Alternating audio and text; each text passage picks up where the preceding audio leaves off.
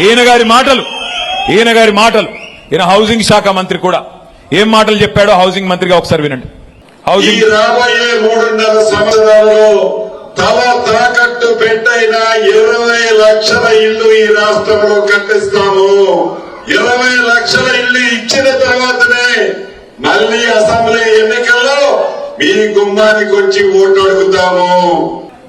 20 లక్షల ఇళ్లు కట్టిస్తాము, కట్టించినాకనే మీ గుమ్మానికి వచ్చి ఓట్లు అడుగుతాం. సగం సినిమా అయిపోయింది కదా. మరి కట్టాడా 10 లక్షల ఇళ్లు? దమ్ముందా పొంగులేటి గారు? 20 లక్షల ఇండ్లు కడితేనే ఓటు అడుగుతా అన్నావు కదా, ఆ మాట మీద నిలబడే సత్తా ఉందా అని నేను పాలేరు వేదికగా అడుగుతా ఉన్నా. దమ్ముంటే స్పందించమని చెప్పి కోరుతా ఉన్నా.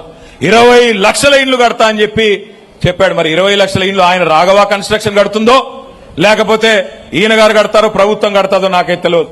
ఎందుకంటే హైదరాబాద్ లో ఎక్కడ చూసినా భూములు లాక్కోవడం, నడుస్తున్న ప్రాజెక్టులు లాక్కోవడం. మరి ఆ 20 లక్షల ఇండ్లు ఏమన్నా సొంత ఆస్తులు అనుకుంటున్నాడా, సొంత కంపెనీతో కట్టిద్దాం అనుకుంటున్నాడా నాకైతే తెలియదు.